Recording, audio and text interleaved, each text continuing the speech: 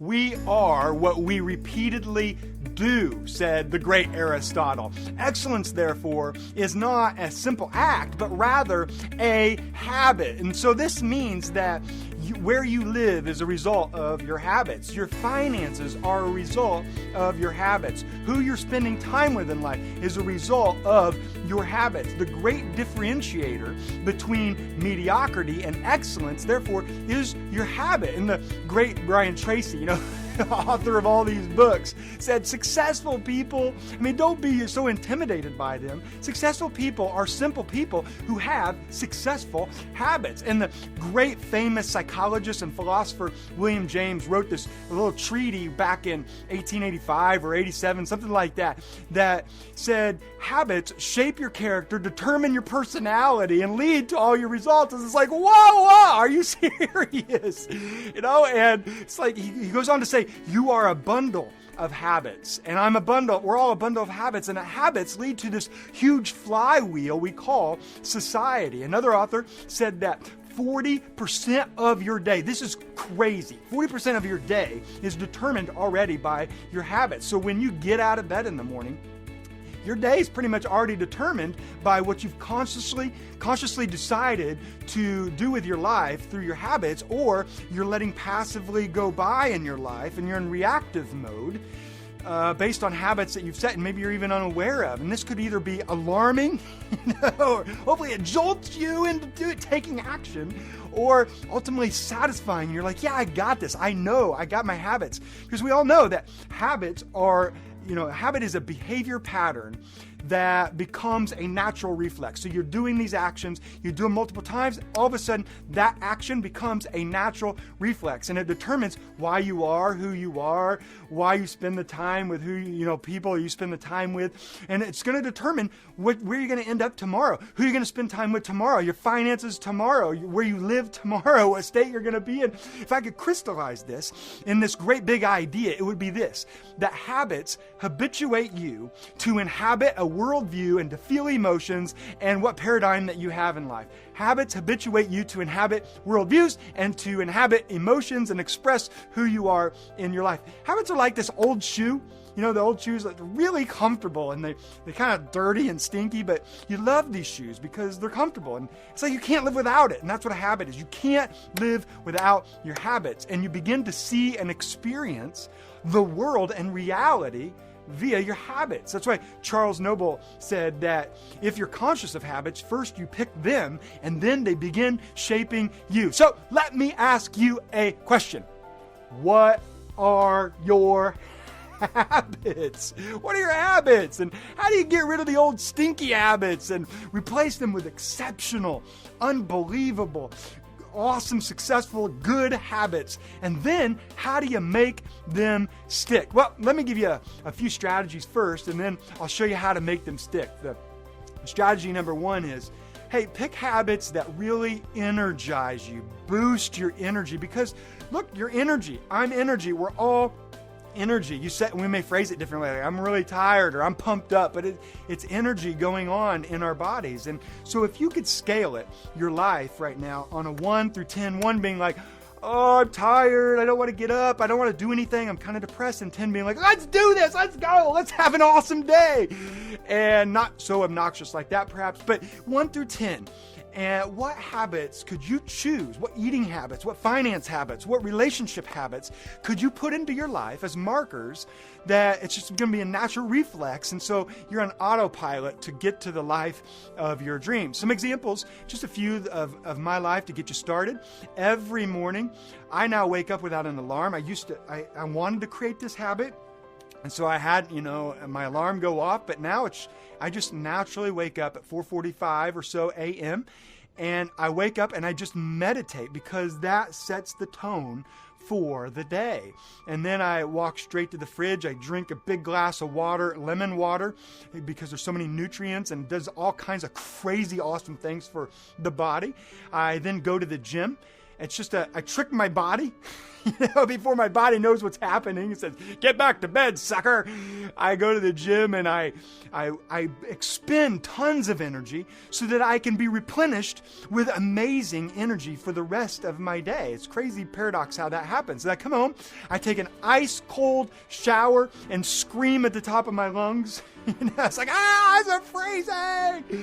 Why do I do that? Because it gives me energy. It opens up the capillaries. The oxygen flows throughout my body. It boosts the hormones. And then I eat breakfast, take my vitamins. I read a book a week because it gives me mental energy, emotional energy.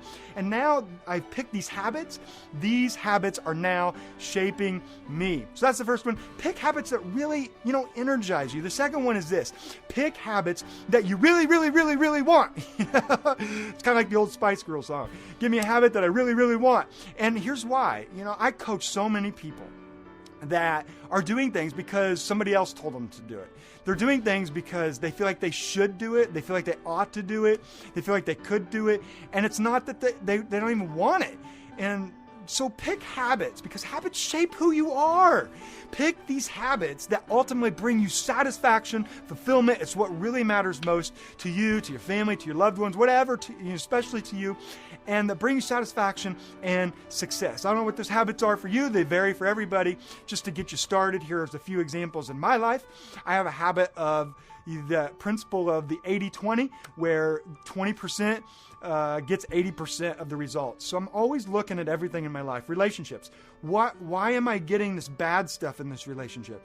There's 20% of what's happening is producing the 80%. So who in my life is producing that 20%? Is it me? Is it somebody else? Or are these really good things? What's 20% input and is getting the 80% of the results? So I'm trying to always, use that habit to finances, to my emotional strength, to my spirituality, to my relationships. It's a natural habit. It just immediately comes to my mind now because it's true. And then another habit I have is I just don't judge anymore. I just got tired of judging people. I got tired of judging my life. I figured God hasn't even started judging. Why am I judging? So I just assume the best with everybody. I know everybody's fighting a battle. I know everybody's going through something. And so I assume the best. And I figure that if I'm judging, I don't have time to love them. And I much prefer loving you and loving people than judging people. So I just got rid of, it's a natural reflex. I don't even judge. Or I just want to be around positive people. Don't you want to be around positive people? People who uplift you and inspire you.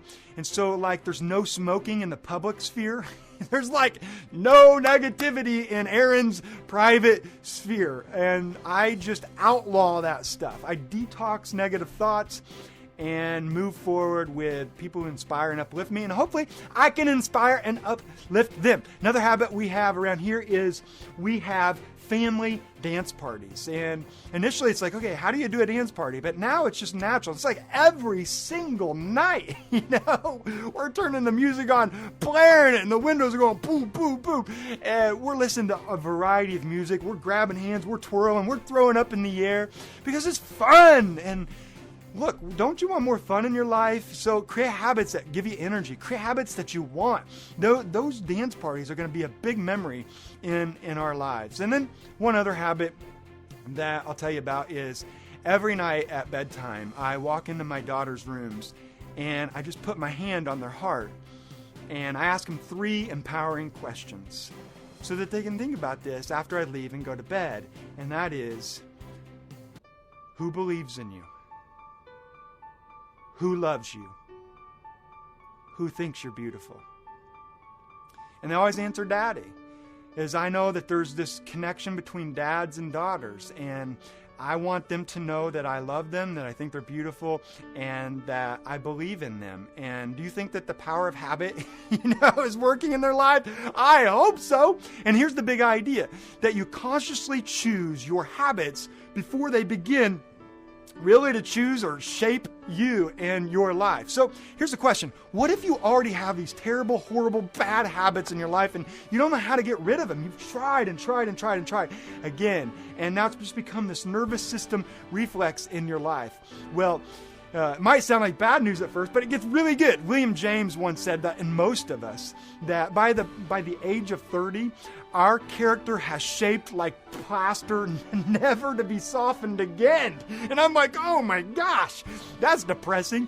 But, it's only if you don't know the power of habit. But by listening to this and doing your research, you know that you have the power to choose to leverage habit so that you can squash bad habits or create new successful habits. And the big how is by making your nervous system, that natural reflex in your life, an ally of yours rather than an enemy of yours, by leveraging what Aristotle hinted at, by what Freud documented, and by what Jeremy Bentham outlined in his work, and that's called the pleasure-pain principle. And you probably heard of this principle. I hope you have. It's been all over the culture, and simply means that most human beings, all human beings I should say, strike most from this video. It's all human beings gravitate towards that which is going to bring them some kind of emotional, physical, mental pleasure, spiritual pleasure, and they avoid, like the plague, that which is causing them pain. And I don't think that that's the only thing about us, but it certainly is a big, big part of our motivation for why we do anything and everything in life.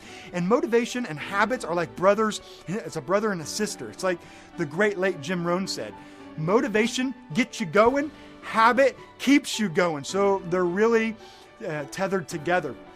And so you can use and leverage this pleasure-pain principle in a few different ways. The first one is this. It's real quick, real simple, and that is pick a habit that you want to either trash, get rid of, dump, get it out. Get out of here. Or pick a habit that you really want in your life that's going to be amazing for you. That's the first thing. And here's what you do with that. Here's how you do that. Step number one. Number one strategy is using a scale of 1 to 10 again. Link enough pain to this habit that you have and you don't want. Link enough pain to that habit that you're going to squash this baby. Make that habit so painful, whether it's smoking or overeating or not going to the gym or not reading, watching a bunch of TV, so emotionally painful for you that you would be insane not to take action to change it right now. So maybe you eat too much pizza. You don't want to eat any more pizza. And you know that that's a bad habit for you. It's not helping you. It's not going to keep you around for very much longer if you do this consistently. And so maybe what you could do is say, okay, every time I order a pizza, I'm going to tip the person bringing the pizza to our house $100. And you're like, Aaron, I would never do that.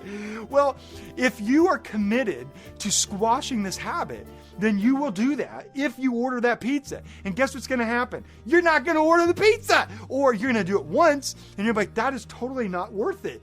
Just, pizza's already gone. I'm out $150 after ordering pizza for the whole family and some friends, and I had to leave a tip. Are you serious? $100 tip. Or maybe you watch too much TV, and you watch too much TV. In your life, you go to work and you come home and you watch 4 hours of TV. It's been said that there's between 4 and 7 hours of TV a day for the average American.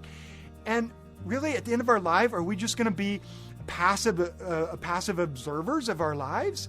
And so you know that. And what you could do to create so much pain with that, because it's bringing some kind of relaxing pleasure to zone out in your life. Every time you grab the remote, you could commit to running to your neighbor's house, and your neighbor answers the door when you knock on it, and they come up, they open the door, and you grab them, and you're like, praise the Lord, praise God, praise whoever, praise the grass. My bathroom doesn't smell anymore. And they're going to be like, who are you? What are you doing? Well, are you going to want to do that? No. But that's because it's so painful, emotionally embarrassing. So link enough pain to that bad habit that you see that remote. It's like, I'm not touching that remote. You think about pizza. I'm not ordering pizza. And you'll begin to squash the habit. Dr. Maltz wrote this book about habits called Psycho-Cybernetics, and he sold like 2 million copies. And he's famous for talking about how habits are formed after 21 days. And that's in huge dispute now. It's like, how long does a habit take to form? Or how long does it take to get rid of a habit before I don't crave that pizza or whatever anymore? It really depends on the habit, and how long is not near as important as taking action. Because so many people think, change is going to take forever and we're going to suffer. But really, it doesn't. Change happens in a moment or two.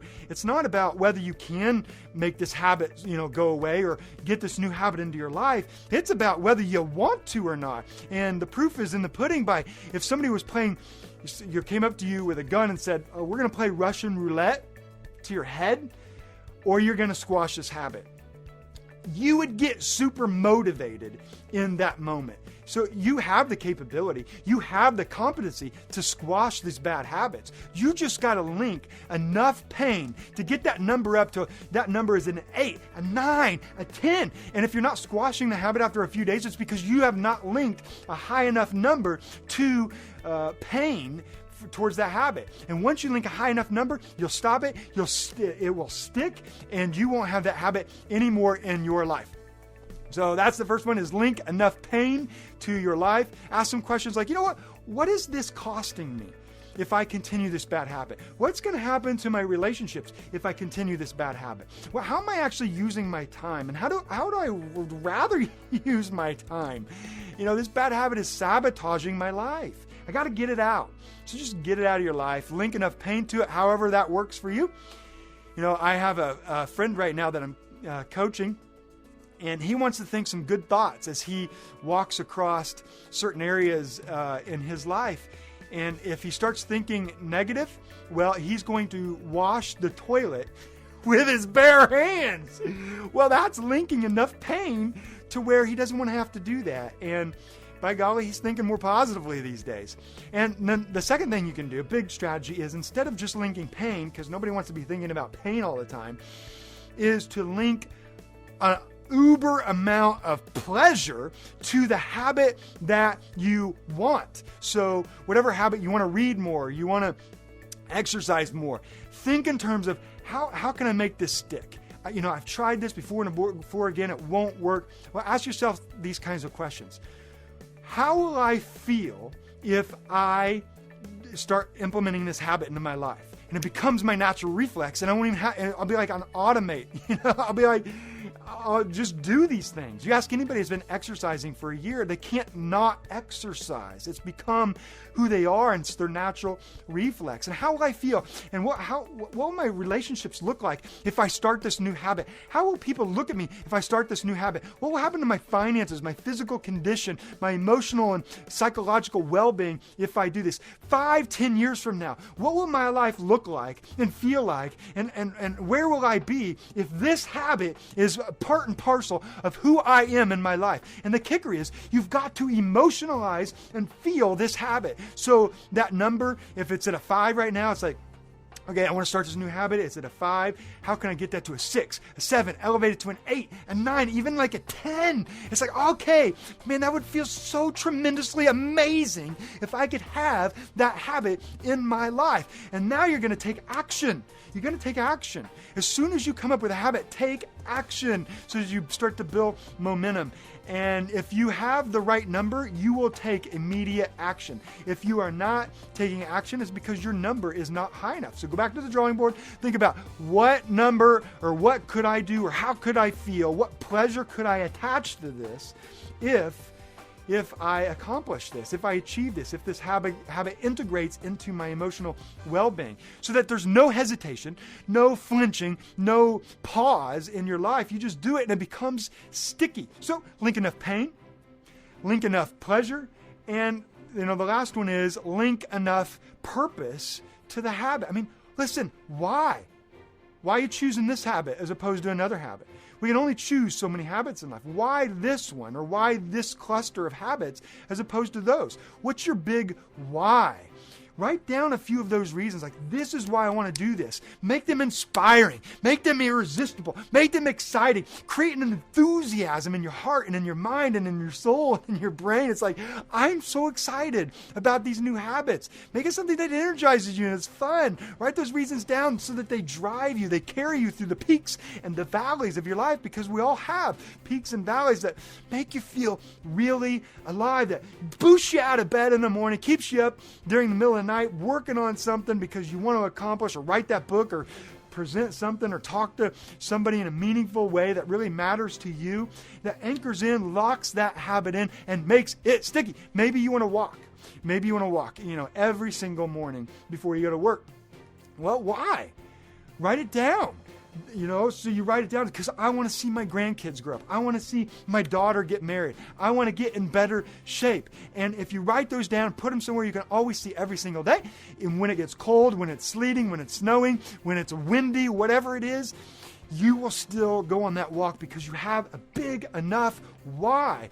And maybe you want to be more productive. So your goal, your new habit will be, I'm going to work in 55-minute increments or chunks during the day, take a break, and then another 55 break, so that I can develop an intense focus, no more multitasking, one project, 55 minutes, because I know, write it down, because I know that if I develop an insane focus, I can accomplish whatever I want to accomplish and achieve and better humanity and better my life and better my family and all that I do. Write those whys down. Link enough pleasure, link enough pain, or link enough purpose, or all the above, and pick ones that are energizing, pick ones that you really want, and let the natural reflex will take over from there, because that is the power of habit in your life. Look, I hope this serves you. Until next time, go out there and believe in yourself. Live with passion, live your purpose, and show much love to so many people.